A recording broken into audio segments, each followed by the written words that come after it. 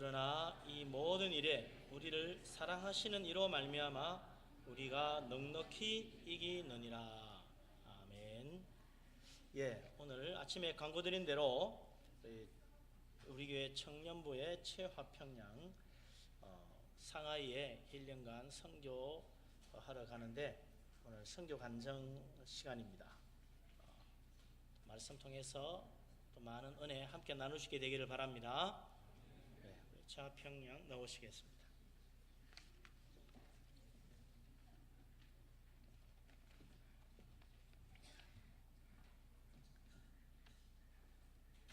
샬롬, 평안을 전합니다. 저는 복음을 기뻐하는 최화평 자매입니다.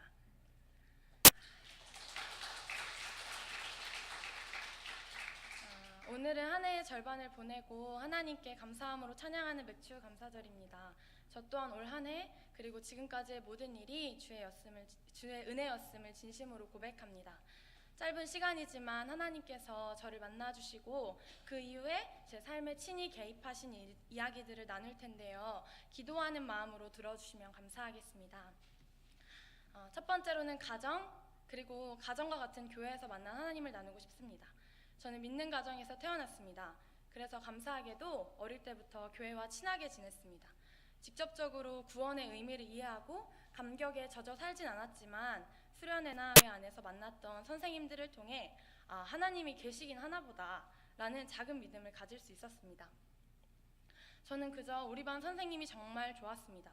이따금씩 집으로 전화하시고 만나서 맛있는 것도 사주시고 제 얘기를 꼼꼼히 들어주시며 신경 써주셨는데 그때는 왜 이 선생님이 나한테 이렇게 잘해주지? 라는 의문도 없이 일단 맛있는 걸 사주니까 맛있게 먹고 내 얘기에 귀를 기울여 주시니까 열심히 말했던 것 같습니다. 물론 저도 중고등학교를 지나면서 뻔한 일탈을 꿈꾸고 또 가벼운 일탈을 해보기도 하고 선생님 말씀에 반항한 때도 있었지만 예수님을 많이 닮으셨던 그분들의 신실하신 사랑으로 크게 어긋나지 않고 모든 교회학교 과정을 잘 마칠 수 있었던 것 같습니다. 저희 아빠께서 강조하셨던 성수주일과 또 교회학교 선생님들이 강조하셨던 십자가 사랑이 제 마음에 들어와 잘 심겨져서 단단한 믿음의 베이스가 되어 주었습니다. 두 번째로는 CCC, 한국대학생 선교회에서 훈련받으며 만났던 하나님을 나누고 싶습니다. 그저 내가 좋아하는 애들 보면서 어린이집 선생님 하다가 천국 가자 라는 황당한 생각을 가지고 있었던 제가 2011년 대학교 입학 이후에 많은 변화들이 일어났습니다. 가장 첫째로는 생동하시는 하나님을 만났습니다.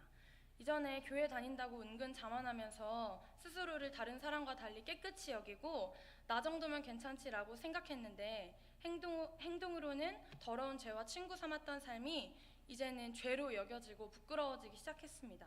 하나님은 이 부끄러운 마음을 가지고 진심으로 회개의 고백을 하게 하셨습니다. 하나님에게 죄를 고백하고 난 후에 하나님께서는 제 마음의 문을 똑똑 두드리셨습니다. 볼지어다 내가 문 밖에 서서 두드리노니 누구든지 내 음성을 듣고 문을 열면 내가 그에게로 들어가 그와 더불어 먹고 그는 나와 더불어 먹으리라. 요한계시록 3장 20절 말씀. 아멘. 이를 통해 하늘에 둥둥 떠다니는 하나님이 아니라 나에게 찾아오신 하나님, 용서하신 하나님, 사랑하신 하나님 등 구체적인 하나님을 만나게 되었습니다. 어릴 때 들었던 판타지, 신화와 같았던 성경 이야기가 하나님의 감동으로 쓰인 편지라는 생각으로 바뀌게 되고 뜬구름 잡던 이야기들이 나의 삶에 직접적으로 일어나고 또 경험하니 실제가 되어서 믿어지게 되었습니다. 두 번째는 가정을 사랑하게 되었다는 것입니다. 믿는 가정에서 자랐음에도 또 하나님을 만났음에도 불구하고 여러 가지 사정 때문에 왜 하나님은 대체 나에게 이런 가정에서 태어나게 하셨을까? 라는 원망이 가셔지지 않았습니다. 분명히 아브라함에게 한 약속은 이와 같지 않았는데 이러한 복이 우리 가정에는 미처 미치지 못했나? 라고 생각했습니다. 큰 사고로 인해 어머니를 잃은 불완전한 가정, 홀로 어린 자녀 둘을 돌보고 고단한 사회생활에 힘들어하는 아빠, 하나님을 모르고 폭력적인 욕설, 게임, 건강하지 않은 취미생활에 젖어있는 오빠를 보며 매번 한숨이 나오고 집에 들어올 때마다 가슴이 답답했습니다. 저는 2012년 초에 순장으로 세워지고 난 이후에 3년간 CCC 자매들과 함께 살며 공동체 훈련을 받는 사랑방이라는 자취방에서 지냈습니다. 집을 떠나 살며 가장 걱정되었던 것이 단연 가정이었기 때문에 하나님, 제가 없지만 아빠와 오빠가 다투지 않고 잘 지내게 해주세요. 우리 가정에 평안을 주세요. 라고 기도했습니다. 그러나 진짜 마음은 이와 같지 않았는지 처음 1년은 오빠와 아빠가 아침밥은 먹었는지, 빨래는 했는지, 문은 잘 잠그고 나갔는지 등 잡다한 걱정들 때문에 매일 전화로 닥달하고 집착해서 제 마음이 너무 힘들었습니다. 그러던 중에 제 마음을 잘 알아주지 않는 것 같고, 또 왜 아직 어린 내가, 21살밖에 안 된 내가 이런 걱정 때문에 힘들고 어려워해야 하는 건지 아무리 고민해봐도 도무지 하나님이 이해가 안 되고 화가 났습니다.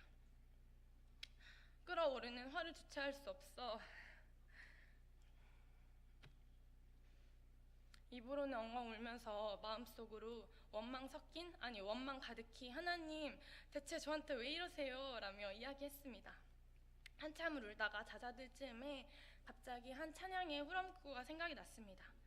주님 날 만드소서 주님의 방법으로 아버지의 마음 그 사랑 알도록 내 안에 선하신 뜻 온전히 이루시는 주님을 찬양합니다. 수없이 이 찬양의 후렴구가 머릿속에 반복되었습니다.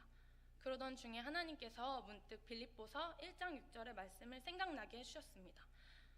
너희 안에서 착한 일을 시작하신 이가 그리스도 예수의 날까지 이루실 줄을 우리는 확신하노라. 아멘. 눈물은 단번에 그쳐졌고 하나님이 나만의 하나님이 아니구나. 아빠와 오빠에게도 동일하게 선하시고 그 착한 일을 이미 시작하셨구나 라는 확신을 갖게 해주셨습니다. 여전히 답답하고 어려울 때도 있었지만 하나님이 제게 주신 확신의 말씀을 통해 모든 사람은 하나님의 선하신 계획 아래에 있고 특히 나에게는 내 사랑하는 가족을 사랑하고 축복하며 기도해야 할 사명을 주셨음을 확신하게 되었습니다. 가정의 축복의 통로를 세워주신 하나님 감사합니다. 마지막 세 번째로는 형제, 자매, 그리고 더 나아가 교회와 열방을 사랑하게 되었습니다. 하나님을 만나기 전에는 저는 사람들과 관계를 맺을 때 나 너한테 피해 안 줄 거야. 그러니까 너도 나한테 피해 주지 마. 라는 갇힌 생각을 가지고 있었습니다. 그랬기 때문에 깊어질 수 없었고 나와 그 사람의 프라이버시를 지켜주고자 다가가는 것도 다가오는 것도 당연히 거부했습니다. 공동체 생활하면서 가장 힘들었던 것이 바로 이 영역입니다. 같이 살고 같이 지내고 마음을 나누어야 한다는 것은 알겠지만 가족도 사랑하기 어려워하는 나인데 그 이외의 사람들을 사랑한다는 것은 오버하는 거라고 생각했습니다. 하나님은 섬세하신 분이니까 내 어려움 정도는 이해해 주실 거라고 생각했습니다. 그러나 사도 요한이 증거하고 있는 하나님은 제 생각과 달라도 한참 달랐습니다.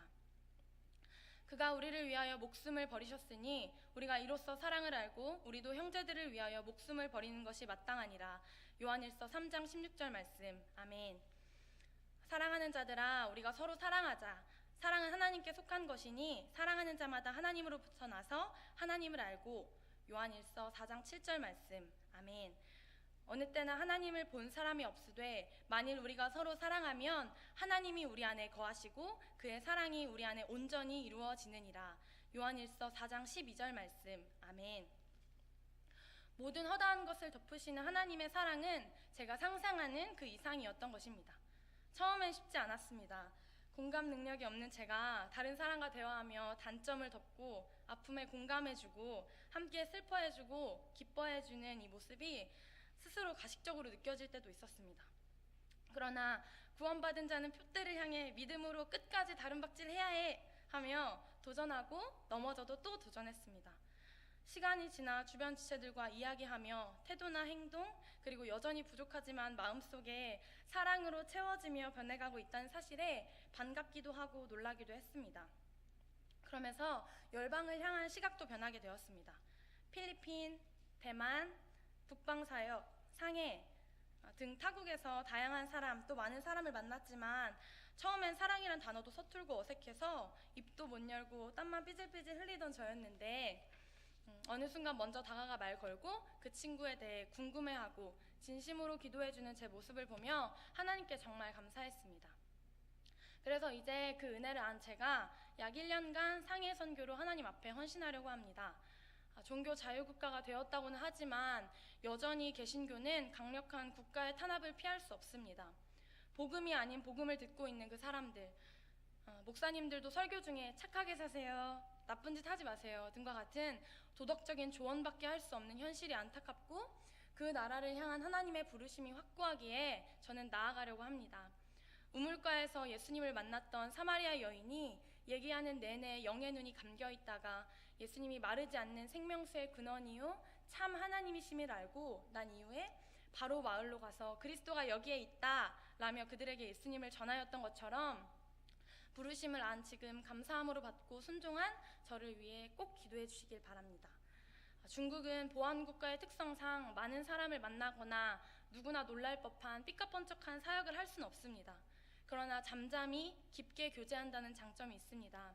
대학교 안에서 랜덤 전도를 하며 친구를 만나고 이 친구에게 내가 만난 하나님을 잘 전해서 이 친구를 구원으로 인도하여 사망의 나라에서 영원한 하나님 아들의 나라로 옮겨지도록 돕는 것, 그리고 더 나아가 이 만났던 친구가 또 다른 친구에게 복음을 전해 생명을 살리는 사람이 되도록 돕는 것, 바로 이것이 하나님께 제게 주신 사명입니다. 교제가 끊어지고 개인주의가 지혜로운 거라고 칭송받는 이 삭막한 현대 사회에서 여전히 소망을 가질 수 있는 것은 하나님이 살아계시고 저와 같은 학생 선교사를 통해 은밀한 중에도 중국 현지 선교사들을 계속해서 세워가고 계시다는 것입니다. 그래서 부족한 저희지만 하나님의 손을 꼭 잡고 한 걸음 한 걸음 발을 내디디려고 합니다. 앞으로 저를 통해 이루실 하나님의 선하신 계획이 기대됩니다. 꼭 상해에 있을 저를 위해서 기도해 주십시오. 마지막으로 부족한 저를 통해 당신의 귀한 일들을 간증하게 하신 사랑하는 하나님께 모든 영광 올려드립니다.